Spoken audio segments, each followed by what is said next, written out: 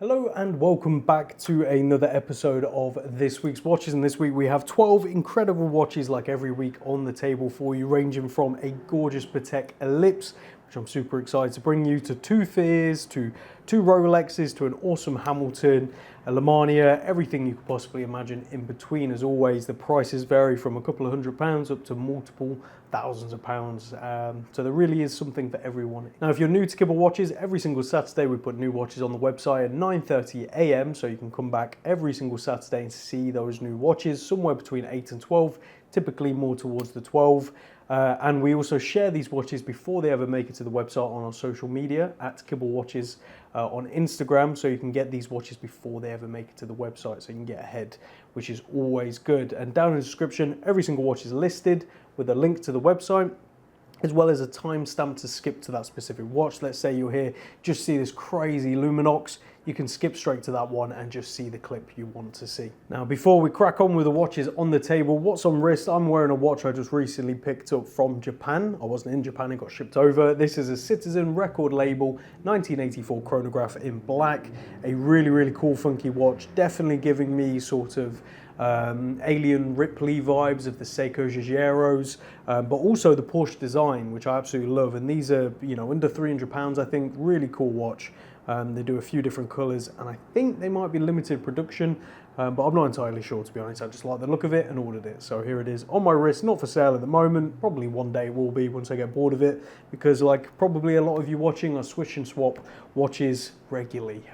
So yes. Now let's crack on with what you're here to see, and we're going to start obviously with the awesome and beautiful 90s Patek Ellipse with a blue Sigma dial and 18 karat yellow gold. And the great thing about the 90s pieces is screw links.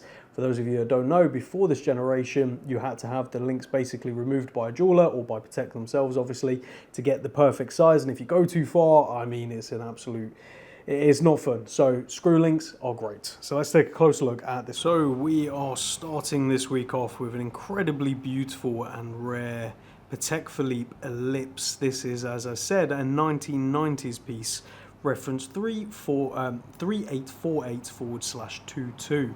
And as you can see, this features a vibrant blue Sigma dial, Sigma stating the Sigma symbol on each side of Swiss right there.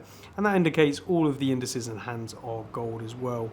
And that blue just really plays with the light and looks incredible, contrasted against the 18 karat gold on the case, which obviously follows through to this beautiful bracelet, which is incredibly fine and very comfortable. As you can see, it really is like a piece of jewelry on the wrist, which is what the Ellipse, in my opinion, always has been. A beautifully crafted watch that happens to double up as a piece of jewelry. Now, the movement inside here behind this closed case back is a manually wound Patek Philippe caliber 215. We have photos of the movement under the additional photos under points of mention on the website, so be sure to check those out. And we have spare links for this bracelet as well, as you will see in the photos. Now, this bracelet is quite traditional for these kind of watches with the integrated bracelet. Also, incredible finishing on there. You have the lift-up clasp with 3 notches in the bracelet and this locking mechanism. And on the opposite side of the bracelet, you obviously have the clasp part. What you do is first always ensure that the locking part is out of the way, and then lock into the position you want to be in, and you can bring this over, locks it in place, and then fold over like such and push it down. Then when you open it, you just have to ensure you move that out of the way and remove that as such. So you have 3 adjustments on there, which makes it a lot easier. And as I say, the spare links as well. This doesn't have any box or paperwork, unfortunately, but it is priced incredibly well considering the example. And yeah, it's ready to be worn and enjoyed. So let's show it on wrist and talk dimensions. And here it is on my 7-inch wrist on its tightest fitting. Now, I would probably wear it one looser than this myself, but obviously this is the one I've just put it on for the moment. So you can see there beautiful dimensions and proportions, especially with that bracelet just effortlessly coming off the case like that. So this is, dimensions wise, 27 by 40 mil lug to lug, only 5.5 mil thin, so it's incredibly thin, and 18 mil at the largest point of the lugs, tapering ever so slightly to the clasp. So go check out this beautiful watch on the website today. From a 90s Patek to a modern Rolex with this 2022 Rolex Explorer 2. This is the black dial 42mm latest reference, so this is the one still available at Rolex. Not that you can walk in and pick one up anyway, but a really cool piece, so let's take a closer look. Now on to the instantly recognizable Rolex Explorer 2, and this is the latest 42mm reference 226570. So this is the one you can get from Rolex today if you're lucky enough to have a great relationship or whatever other loopholes they want to make you jump through to get one. So this has the automatic Rolex caliber 3285 behind that closed case back. And this particular one is from March 2022 with its box and paperwork, and you can see that big bold steel bezel with the black on the numerals and the iconic orange GMT hand, with Explorer 2 also stated in orange. These 42mm have the big maxi case and the big maxi dial, so the lume plots and hands are super thick and super legible, which is perfect if you are a spelunker, which is cave exploring, which is what these watches were originally intended for. And the GMT hand used to be fixed as a 24-hour hand for you to determine where you are within 24 hours, because obviously when you're down in a cave apparently for multiple days, you sometimes lose track of night and day, whether it's 2 a.m. or 2 p.m. and this would allow you to distinguish what it was. That's the theory behind the Explorer. Nowadays it's just a functional travel GMT timer. I doubt spelunkers are still using these. It'd be very cool if they are, so let me know in the comments if that is the case. Comes on its oyster bracelet with obviously its folding clasp, and it's 5mm adjust on the bracelet, which pops out like so, and then you pop it away by folding it back on itself and clipping it down. Nice and easily done. As I say, March 2022 with its full box and paperwork, and ready to be worn and enjoyed. Condition overall is pretty good. Obviously it's been worn, there's a couple of scratches here and there, but nothing major at all. So let's show on wrist and talk dimensions. And here we go on my 7-inch wrist. Now whilst I do personally prefer the 40mm references on my 7-inch wrist, I can get away with the 42, and it's actually quite comfortable still. So this is 42mm by 49.5mm lug to lug, 12mm on the thickness and 21mm on the lugs. So go check out this watch on the website today. And from there to a long discontinued Rolex with a 1982 Rolex Oyster Perpetual date with a gorgeous silver dial with gilt indices and hands. And this is 34mm, so let's take a closer look. Now on to a Rolex Oyster Perpetual date 34mm with this lovely silver dial and gilt gold numerals, indices and hands with perfect tritium lume plots throughout with the hands as well. Date over at 6 o'clock, as you can see, and this watch has quite a rounded crystal, which we've actually left as such because I think it looks really, really cool and creates like this softer tone to the watch overall. Obviously, if you want to have the crystal replaced with like one that hasn't been rounded over the years of polishing, by all means we can get that done for you, but to be honest, I think it looks really cool and suits the watch. So this is the reference 15000, so it's a 5-digit reference, meaning behind this screw down case back right there you have an automatic Rolex caliber 3035, which is quickset, and that is a movement that they have used across the board in so many watches for so many years. And this watch actually dates to circa 1982. Comes on its original oyster bracelet with a folding clasp, very nice, and the overall condition of this one is very good for the age. It's obviously seen a polish wheel over its years, that's completely fine, and it's ready to be worn and enjoyed. And to be honest, anyone who knows me knows I love the 34mm Rolexes, because for me they are quintessential Rolex, but they are still massively underrated and also under the radar. So if you wear this around London or any major city, you haven't really got to worry, to be honest, because most people aren't going to know what it is. And also I own a 6694 in my personal collection, and that's also 34mm, so I like that size.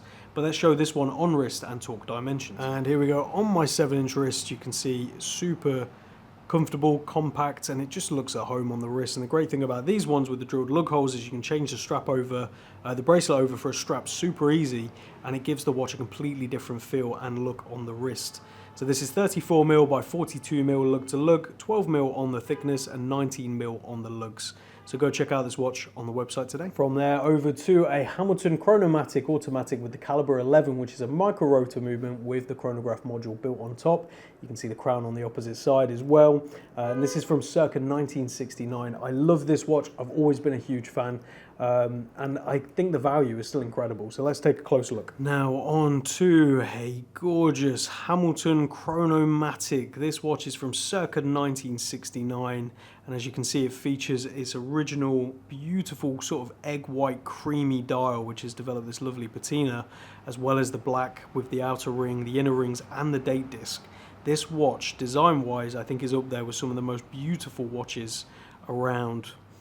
Original Hamilton crown over at 9 o'clock and pushes for the chronograph, as you can see on the opposite side, and it works beautifully. Reference there on the back, this is a 11002-3, and as I say, circa 1969. And inside behind that case back, and you can see the movement photos on the website, is an automatic Hamilton caliber 11, which is actually a micro rotor movement, meaning behind the chronograph module, which is what you see first, there is actually a micro rotor movement inside. This was some of the first automatic chronographs ever released, and it's a real historic piece. And to think you can get these under £3,000 absolutely blows my mind. And as I say, I would love to have one in the collection. Paired it on this nice black strap. The condition of this one, it is worn, but it's in really good condition, to be honest. Nice sharp case. We can always have it polished on request, but I don't think it needs it. I think it blends well with the overall design. As you can see, it has no running seconds. You have a 12-hour and a 30-minute totalizer, and the chronograph seconds is slightly off the 12 when reset.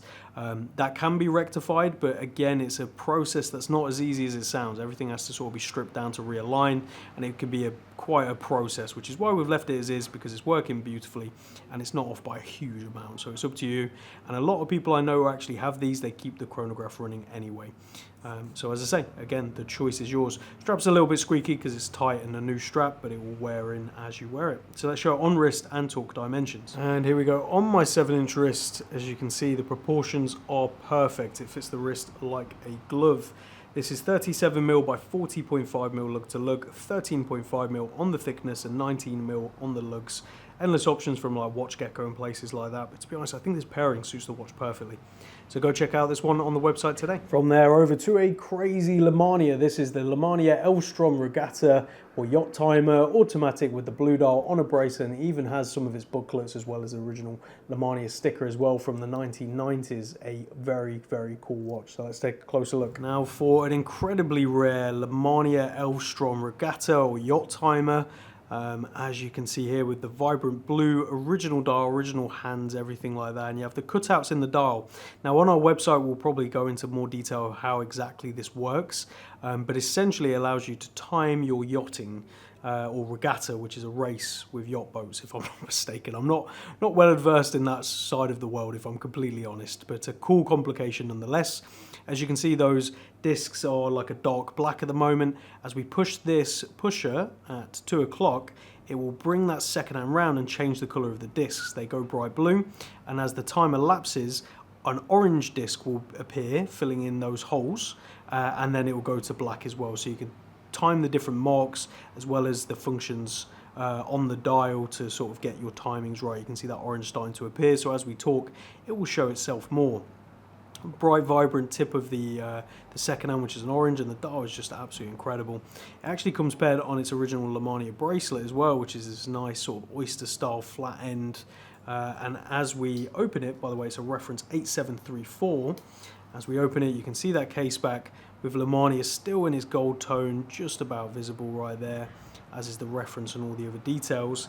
Inside is an automatic Lemania caliber 1345, and this watch dates to the circa 1990s.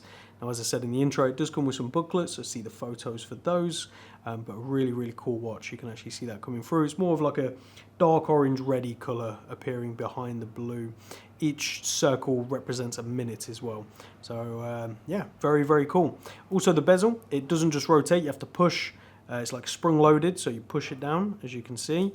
You push and rotate to where you want it to be, and then release, and then there you go. So very, very cool. Screw down crown as well. So let's show it on wrist and talk dimensions. And here we go on my 7-inch wrist. It's quite a large watch, so if you're after sort of like a vintage cool yacht regatta timer, this is possibly the one for you. I believe I actually have another one on the website at the moment as well, which is also an older reference, so it's cool to have 2 at the same time. So this is 42.5mm by 47.5mm lug to lug, 14mm on the thickness and 20mm on the lugs. It's an endless option, so go check out this beautiful watch on the website today. From there, let's go over to a Fears Brunswick Blue 38mm. This is a now discontinued model with the beautiful applied numerals as well as the appliques.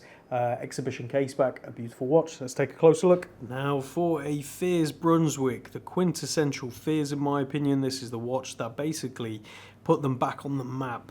They started off with some quartz Redcliffs, and they've obviously brought the Redcliffe back now in a sports model style. It's a very cool looking watch, but for me, the Brunswick 38 will always be the one.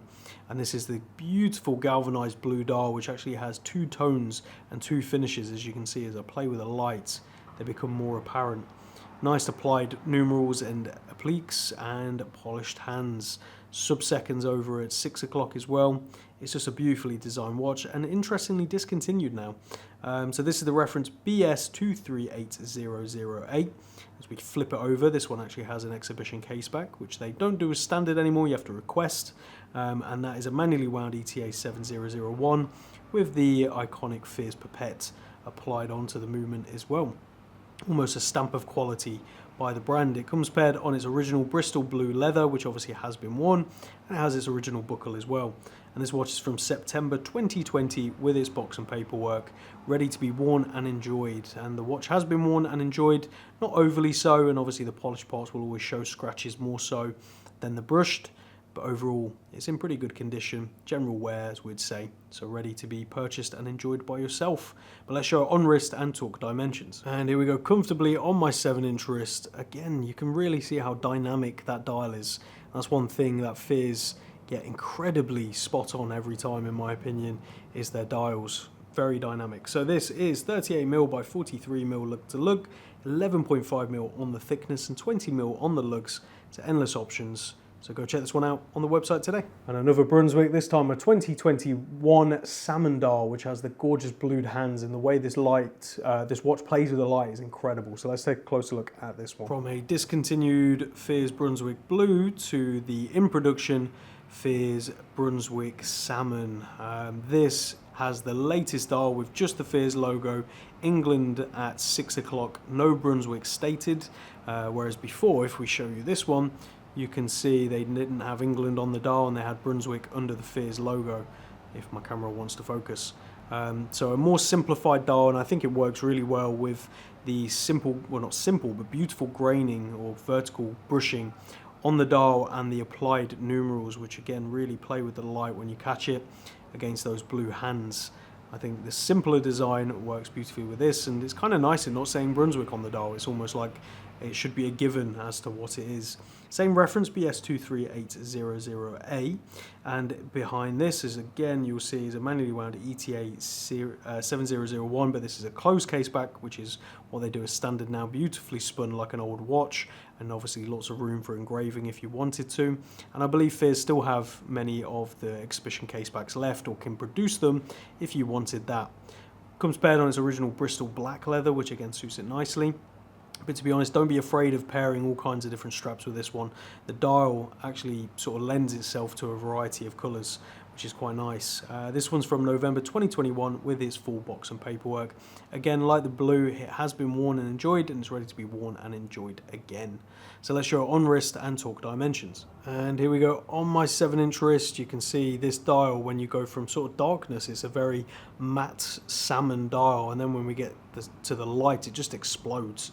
Super dynamic, super beautiful. So 38mm by 43mm lug to lug, 11.5mm on the thickness, and again 20mm on the lugs. So endless options for playing around with this one. So go check it out on the website today. Now on to a 9F quartz Grand Seiko GMT, kind of similar to the Explorer you can see on the table. This is the SBGN 003. Let's take a closer look. Now for a really cool Grand Seiko 9F quartz GMT with the beautiful orange, almost red GMT hand, as well as the GMT logo.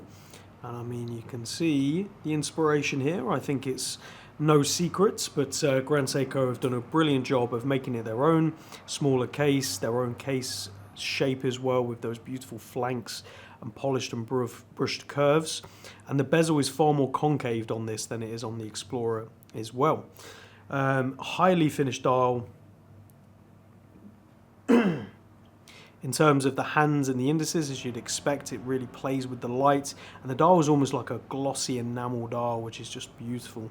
Screw down signed crown at 3 o'clock, and it comes paired on its Oyster bracelet with a push button fold clasp.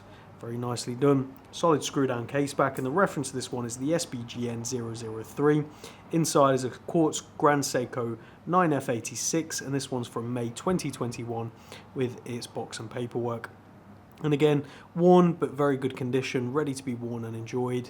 And yeah, there's not really an awful lot more to say about this. I think I have, at the moment of recording this video, the non-GMT 9F quartz version of this, so it's great to have both. If you want to come see them and sort of put them on wrist and see which one you prefer, by all means book an appointment, and yeah, let's show it on wrist and talk dimensions. And here we go, on my 7-inch wrist, super comfortable case profile, but then again, I come to expect that from most Grand Seikos. They just get the wrist ergonomics really right. So this is 39mm by 45mm lug to lug, only 12mm on the thickness and 19mm on the lugs, with drilled lug holes to make strap changing nice and easy. So go check out this one on the website today. From Grand Seiko to Seiko, with arguably one of the most classic divers from the brand in recent years. This is the 62 mass, in quotations, SPB 143J1. So let's take a closer look. Now for the more affordable section of the drop, we're starting with this awesome Seiko Pro Specs 62 MAS, sort of homage, if you will, reinterpretation, whatever Seiko want to call it. Today they have a lot of different names for different models, but importantly this is the SPB 143, and that features the beautiful grey matte dial, which plays with the light incredibly well, and the matte black bezel, which has almost this record texture to it, which again just really works with the overall look and design. And this is actually the latest iteration of the SPB 143, with the lume hidden just behind the date wheel at 3 o'clock, making it up to ISO standards. Again, ISO, always, not always, but they update their rules every now and again for safety and regulations and things that the products have to reach in terms of being rated to that standard for diving. This is rated to the latest standards, which is kind of amazing really. So this is a true tool. It's not just a desk diving watch, which obviously it probably will be for most people. This is actually a watch you could go diving with. So as I say, SPB 143 comes on its original bracelet, all of its links included. As we open it up, you are presented with a nice screw down case back, and inside there is an automatic Seiko caliber 6R35. And this one's from January 2022 in very good condition. Typically these watches usually come to me a bit more worn, but this one has been well looked after and enjoyed. So yes, let's show it on wrist and talk dimensions. Here we go, on my 7-inch wrist, you can see on the larger side, but still a very compact and very wearable Seiko diver. This is 40.5mm by 47mm lug to lug, 14mm on the thickness and 20mm on the lugs with drilled lug holes to make strap changing nice and easy. So go check out this one on the website today. Now on to undeniable value with a 2024 Christopher Ward C63 Sealander GMT in 39mm. Let's take a closer look. Now for the Christopher Ward Sealander 63 GMT in 39mm. Kind of amazing really, with the 3 GMTs we have in this drop. Very similar, obviously, as you can see, steel bezel. This one being the white dial but orange highlights. And again with the Rolex, there's definitely a theme here, but just like the Grand Seiko, the Christopher Ward is done in its own way. Beautifully profiled case as always with these Sealanders. They fit super well on the wrist and are really, really comfortable. Nice sloping bezel to help with the thickness, and a very beautiful vibrant white dial with a matching date disc down at 6 o'clock. Everything is incorporated nicely. Christopher Ward proudly stated at 12 o'clock. Screw down crown at 3 o'clock. Oyster style bracelet, as you can see, with a push button clasp and a quick adjust on the bracelet, making it super easy to adjust on the fly to get that perfect fit. What you're seeing right there is an exhibition case back with a custom rotor by Christopher Ward. That is the automatic Sellita SW330-2, so a workhorse affordable movement that allows Christopher Ward to do these watches at very fair prices, really competing with everyone, I think, putting them to shame oftentimes. And then when they become pre-owned, the price is even more undeniable. This one's from January 2024 with its full box of paperwork, as well as its additional links as you'd expect. So let's show it on wrist and talk dimensions. Here we go, comfortably paired on my 7-inch wrist. You can see It fits my wrist like a glove personally. I think this is the perfect size for this model. I do like the smaller, and I would probably get away with a bigger, but this for me feels most at home. So this is 39mm by 45.5mm lug to lug, only 12mm on the thickness and 20mm on the lugs. These bracelets are quick release to make strap changing nice and easy. So go check it out on the website today. Now on to a pretty impressive watch actually for the money. This is a Luminox P38 Lightning automatic chronograph in 45mm. Very, very cool. Let's take a closer look at this one. Now on to quite a rare and also an absolute beast of a kit. This Luminox P38 Lightning automatic chronograph in 45mm with luminescent tubes throughout, as you can see, which absolutely glow once they get their charge. Day date over at 3 o'clock, fixed tachymeter bezel, and chronograph pushers incorporated into this very interesting cushion case. So whilst it's a big watch at 45mm, you'll see when we put it on wrist, it actually wears really well and it's quite comfortable. So these pushers, as I say, incorporated into the case nicely. Big screw down sign crown at 3 o'clock. And as you can see, it all works nicely. Nice short stubby lugs, and you can see they incorporate the thickness and the size quite well. And as we flip it over, you're presented with the P38 Lightning plane in a 3D render, which actually protrudes slightly from the case. It's incredible the detail they've achieved on this. As you can see, very, very cool. So this is a series 9460, and inside is an automatic Valjoux caliber 7750. And this watch is from the circa 2010s. It comes with its original strap and massive Luminox buckle, as you can see. It also comes with an additional rubber strap. It's not Luminox signed or anything. It's just a generic rubber, which will fit the watch. And it comes with a Luminox case. So a very, very cool watch. And again, under £1,000, I really don't think you can go wrong with a watch like this, especially if you're into your aviation and your history. This is just one of those watches that might draw you in just for that case back alone. I think it's absolutely incredible. So let's show this one on wrist and talk dimensions. Here we go on my 7-inch wrist. Now do not get me wrong, this is a big watch, and if you don't like big watches, this isn't going to be for you. But if you are a fan of big watches, I'm pretty amazed by how well and actually comfortable this watch is. I think it's all thanks to that cushion case and the super short sloping lugs. It actually fits my wrist. So this is 45mm by 53mm lug to lug, 17mm on the thickness. As I say, it's no small watch, and 28mm on the lugs. That is some wide lug width, but the strap really suits it. So yeah, go check this one out on the website today. And last but by no means least, a Squally 50 Atmos Militaire Blasted 1521 automatic with the loom bezel. Always been a big fan of these ones, so let's take a closer look. Now on to the Squally Militaire 50 Atmos Militaire Blasted case. This is personally my favorite configuration of the models because you have this blasted stainless steel case which gives this beautiful matte finish. The matte bezel that comes around to the black. This is all loomed as well and it glows incredibly bright. Let's see if I can show you a little bit there. It's very hard with this camera in bright daylight, as you can see. But you have matte bezel, matte dial, matte loom, which has this sort of faux patina to it. Again, really beautifully done. Super simple dial, no dates as well. Screw down crown at 4 o'clock, and as we flip it over, screw down case back. Now inside this is an automatic Sellita SW200-1. And this one's from June 2023 with this box and paperwork paired on its original rubber strap with signed bead blasted hardware as well.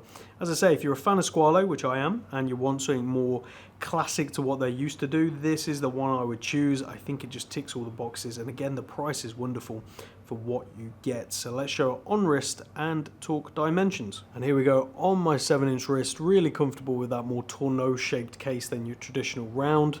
It definitely slopes the wrist nicely. So this is 41.5mm by 48.5mm lug to lug, 12.5mm on the thickness and 20mm on the lugs. So endless options for swapping this one out, but this rubber strap is super comfortable and soft. So go check it out on the website today. So there you have it, guys and girls. This week's watches, 12 watches on the table, ranging from a gold Patek all the way to a Squale and a very unusual Luminox. There's something really for everyone. Let me know down in the comments what's your favorite this week. Mine has to be the Patek Ellipse because I've always loved this model. But close second is actually this Hamilton. I think it's beautiful, lovely. I've always wanted one of these in the personal collection. I'm just not in the position at the moment to add one. So someone else snap this one up before I make some terrible regrets selling a load of my own watches. So there we go. So I look forward to hearing what was your favorite, and I look forward to seeing you again next week. Take care.